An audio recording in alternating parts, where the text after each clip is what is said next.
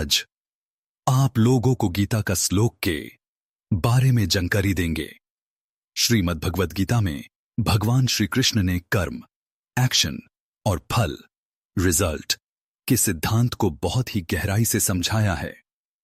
निष्काम कर्म, फल की इच्छा के बिना कर्म, गीता का मुख्य संदेश है। यहां सबसे प्रमुख श्लोक और उसका विवरण हिंदी में दिया गया है। प्रमुख श्लोक, अध्याय 2, श्लोक 47। कर्मण्येवाधिकारस्ते मां फलेषु कदाचन मां कर्म फल हेतुर्भूर्मा ते संगोस्त्व कर्मणि। हिंदी अर्थ, भावार्थ। हे अर्जुन, तुम्हारा अधिकार केवल कर्म करने में है, उसके फल में कभी नहीं। इसलिए न तो कर्म के फल का कारण बनो, फल की इच्छा से कर्म मत करो, और न ही अकर्मण्यता,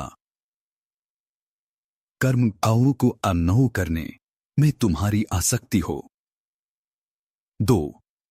कर्म और फल की विस्तृत व्याख्या, अधिकार केवल कर्म पर। श्री कृष्ण कहते हैं कि मनुष्य का अधिकार केवल मेहनत करने में है, लेकिन परिणाम क्या होगा, यह कई बाहरी कारकों और ईश्वर के हाथ में है। निष्काम कर्म, निष्काम कर्मा, फल की चिंता किए बिना अपना कर्तव्य, ड्यूटी करना ही सच्चा योग है। जब आप फल की उम्मीद छोड़ देते हैं तो आपका पूरा ध्यान काम की गुणवत्ता पर होता है, जिससे सफलता की संभावना बढ़ जाती है। फल का हेतु न बने, मैं कर्म कर रहा हूं और मुझे ही इसका फल मिलेगा, ऐसा अहंकार न रखें। कर्म का फल अवश्य मिलता है, लेकिन वह सही समय पर और उचित रूप से ईश्वर द्वारा दिया जाता है।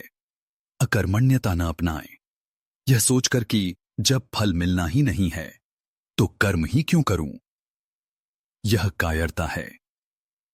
गीता निष्क्रियता के खिलाफ है, कर्म करना अनिवार्य है। कर्मयोग, कर्मयोगा, अपने कर्तव्यों को ईश्वर की पूजा समझकर करना और फल को ईश्वर को समर्पित कर देना ही कर्मयोग है। 3. अन्य महत्वपूर्ण श्लोक, कर्म पर। अध्याय 3, श्लोक 19।